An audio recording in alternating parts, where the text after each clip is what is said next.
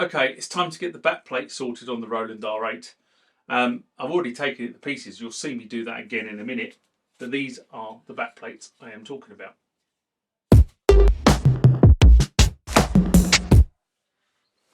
Now, in a prior video, what I would have done is I would probably have commented on this. It's been a couple of months since I did the last video on the Roland R-8. And this is probably my OCD that's kicking in here. Inside the R8, you have effectively one from each of the machines. This is my donor machine. This is my good machine. But you effectively have this metal backplate here, which is the spine, and all the boards, all the logic boards for the Roland R8 are connected to this spine. Down here, MIDI inputs, jack inputs, power inputs, these ones here. And this is the auxiliary board, which is the I/O board, which has got all the audio ins and outs. Now, this is the good one, which I think is the better of the two pieces of metal. But the paint on here is effectively, there's a lot of rust. Rust needs to be treated. Otherwise, it will carry on rusting when I put the machine back together. And that's part of my OCD. I can't put something back together when I know it's wrong. So I thought, well, okay, so I'm going to sort that one out. And then I come to look at what I call the donor machine. And as you can see, the paint on this is absolutely terrible. Now, what I don't understand is how this locked inside the plastic case of the Roland R8, how the paint on this has gone like that. There is something there that is wrong. It feels all pitted if you run your fingers over it on both sides, because it's the back as well. So what I'm going to do is I'm going to strip this back to bare metal, and then I'm going to paint it black again. And at least that way I know that if I strip it back and paint it black, and when I put it back into the Roland R8, both Roland R8s, I at least know it's not going to carry on going rusty. So that's really what this video is all about, is putting this back together so that I can I just know that it's right, if that makes any sense to anybody. Remember, like, comment, subscribe to the channel. Go over to Instagram and follow me there. Go over to Facebook, follow me there. That's where the normal notices are. And consider becoming a Patreon.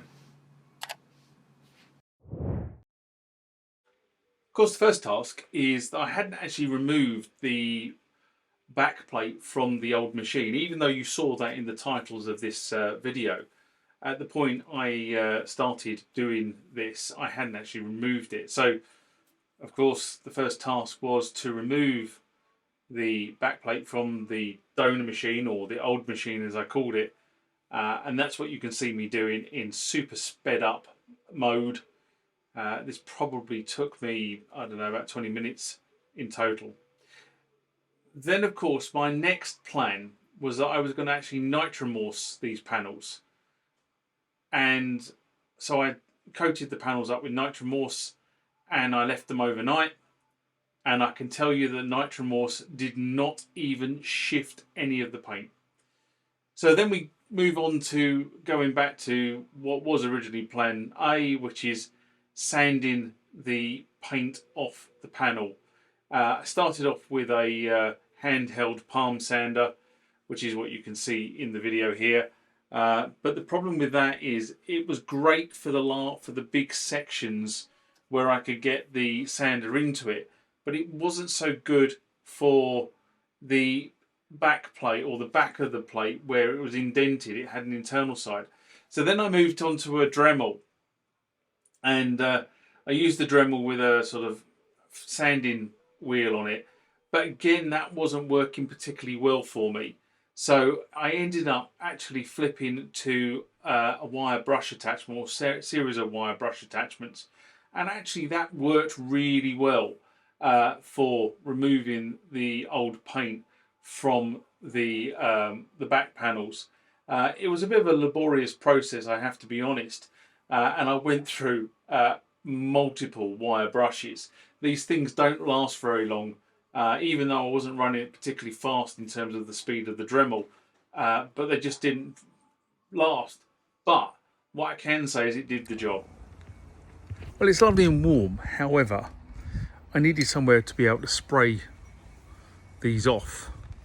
So I've created my temporary spray booth down the end of the garden. I've used some of this barrier fabric because it's quite good for doing this sort of stuff. So I'm not effectively spraying my fence, which I paid a lot of money for last year. And I've got a can of spray paint, which I'm vigorously shaking. And then I will spray these two back panes, and that way that's like OCD covered. And I'll video this, but you'll see it happening.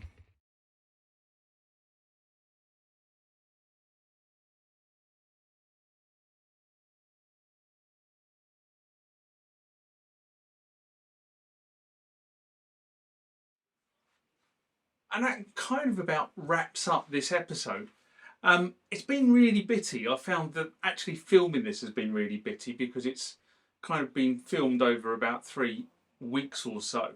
But the finished result is there is the metal backplate for the Roland R-8. Nobody is ever going to see it, but I know it is now treated and painted black, and that will probably now last for the rest of the life of the 2 units that I'm going to put back together. And just to prove I did both of them, there's one, there's two, so I've now got 2 nice shiny, well, I say shiny, it's matte black actually, back plates ready to be installed into the R8 when I start the next piece, which I'm actually going to start filming the next piece, the restoration, or putting it back together, or starting to put it back together tomorrow. So I'm hoping that by the time, well, let's say in the next week, I should have at least one operational Roland R8 that I can bring back into this space, and then I can sort of play with it and start doing some videos about the actual functionality of the R8. Now I've kind of got a fully working unit. So on that note, I'm going to say, live long and prosper, guys. I'll see you on the next one. Bye-bye.